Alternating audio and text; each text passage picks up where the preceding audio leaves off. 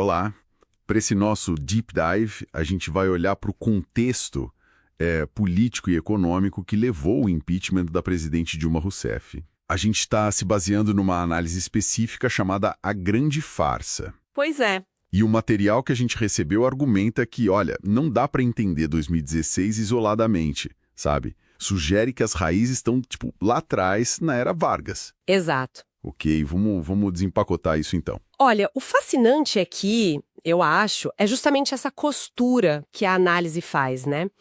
Ela liga a história, política, economia, para tentar dar um sentido maior para o evento. Uhum. A perspectiva que eles trazem é que o impeachment, na verdade, se encaixa num padrão histórico aqui do Brasil. Aquela disputa, sabe, meio recorrente entre projetos de desenvolvimento. Que disputa seria essa especificamente? Mais focado no Estado, no capital nacional, e do outro, um mais voltado para o capital estrangeiro, para ideias, digamos, mais liberais. Entendi. Então, voltando lá para trás, para as origens que o texto aponta, a gente vai para 1930. Fim da política do café com leite, o Getúlio Vargas no poder. Isso. E ele começa uma política de Estado bem diferente, né? Focada em industrializar para substituir importação. Tipo, produzir aqui o que a gente comprava de fora. Exatamente. E depois do Estado Novo surgem aqueles partidos que, segundo essa análise, meio que cristalizam essa disputa, né? A UDN... Bem antietulista, né? Mas liberal. Isso. O PSD mais ao centro e o PTB, que era o herdeiro mais direto do varguismo trabalhista. Essa divisão getulistas versus antigetulistas acaba marcando a política pós. De um lado, então, a defesa do Estado forte, do capital nacional. Isso, que se exemplifica bem no segundo governo Vargas, com a criação da Petrobras, do BNDES, que é o Banco Nacional de Desenvolvimento Econômico e Social. A análise vê isso como pilar de um projeto nacionalista. E, do outro lado, a preferência por se alinhar mais ao capital de fora. Mas esse caminho não foi linear, né? Teve o JK, Juscelino Kubitschek. Ah, sim, JK. A fonte chama o modelo dele de híbrido. Tinha o nacionalismo, mas abriu muito para multinacional, focou em estrada, construiu Brasília, os 50 anos em 5.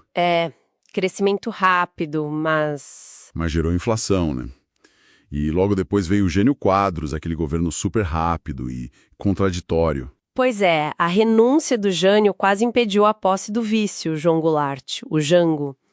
Ele só assume depois da campanha da legalidade e, num primeiro momento, num parlamentarismo meio forçado. Certo. Aí, quando ele recupera os plenos poderes presidenciais, o Jango vem com as reformas de base.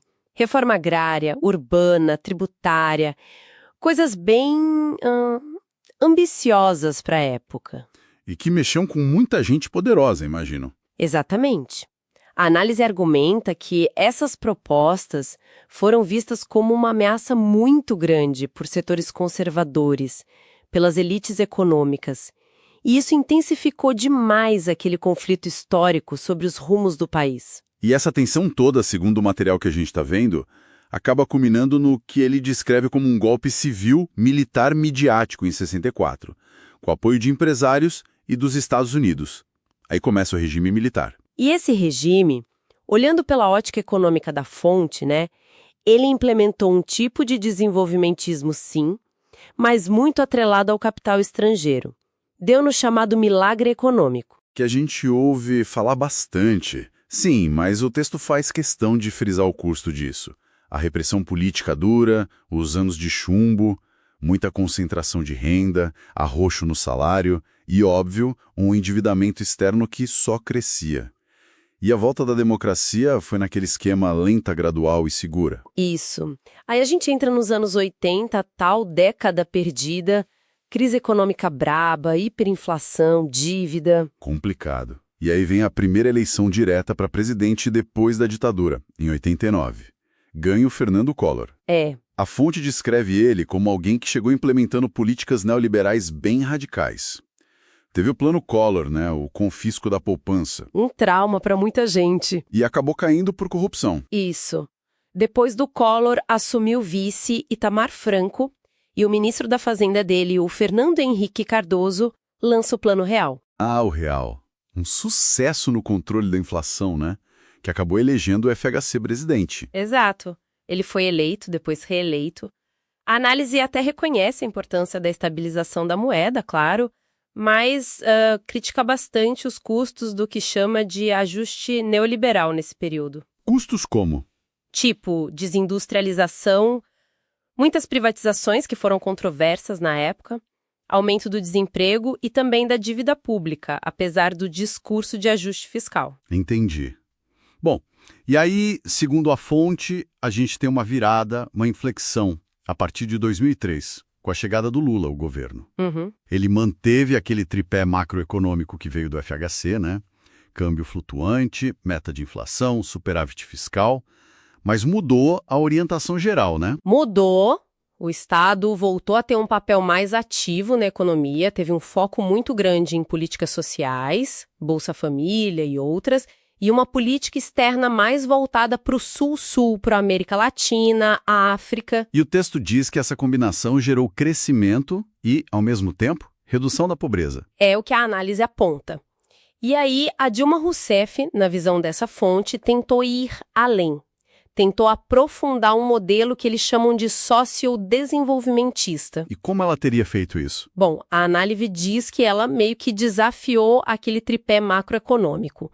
Forçou a queda da taxa de juros, a Selic, de forma mais rápida, mexeu no custo da energia, deu desonerações fiscais para alguns setores. E qual foi a reação? Segundo o texto, uma reação muito forte do sistema financeiro, de setores empresariais que não gostaram dessas intervenções, uma resistência grande. E isso nos leva mais perto do ponto central, né? Os protestos de junho de 2013 são vistos ali como um ponto de virada na popularidade dela. A eleição de 2014 foi super polarizada, apertadíssima. Muito. E aí entra o processo de impeachment, que a fonte que a gente está usando classifica taxativamente como a grande farsa. Mas como é que eles sustentam essa visão? O que eles argumentam? Olha, o texto argumenta basicamente que as articulações para derrubar a Dilma começaram logo depois da posse dela, no início de 2015.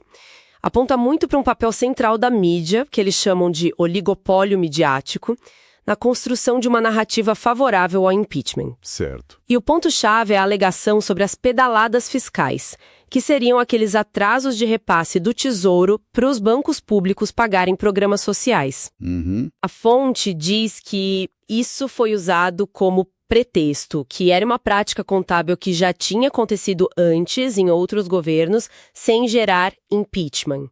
Então, a conclusão deles é que não houve crime de responsabilidade que justificasse o afastamento. E, por consequência, o governo Temer seria ilegítimo na visão deles. Exatamente. Essa é a linha de argumento da fonte. Então, tá. Olhando por essa lente, por essa análise específica, o que tudo isso significa no final? A ideia central parece ser essa conexão, não é?